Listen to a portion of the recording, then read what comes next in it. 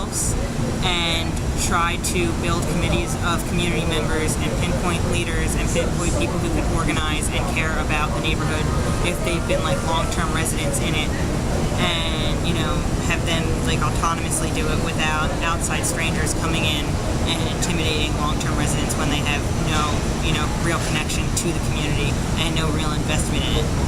If you give outsiders complete access to a place, and complete power, it doesn't make any sense. They can't be held accountable by anyone.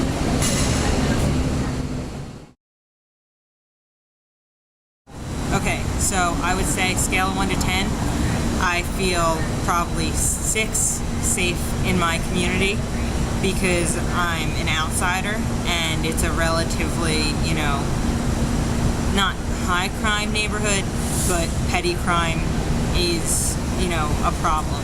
And, as an outsider in a house full of two other outsiders, we're an easy target because, it's assumed that we have money and we, don't really belong and we're transient. So if you're transient,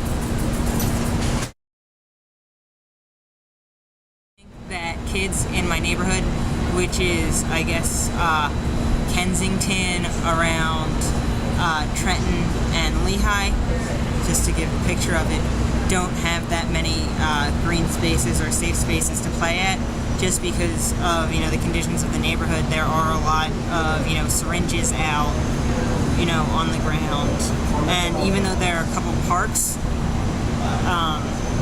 one of the main ones that is closest to where I live is sort of surrounded by, it's not like a playground or anything, and the playgrounds that I am close to are basically on like dirt lots, and it's just not, I've never seen any kids on there. I live right next to a basketball court that doesn't have any basketball nets, and that's right next to an abandoned house, and it's just not safe. There's no green, there's nothing green. It's like a blacktop. There are no healthy food choices in my community whatsoever. The two closest, alright, so I live right next to one bodega that has potato chips and candy and no fresh fruits or vegetables. I think they might have potatoes and onions in the back because they accept food stamps, and that's, the go-to for that is potatoes and onions because you need some sort of fresh fruits and vegetables. And I tried to buy a can of beans there, and it was out of date. Like, the expiration date was like June of 2012, and this was like last month. And it's beans, they don't like go bad. It's not as bad as some food deserts, but it's still, pretty clearly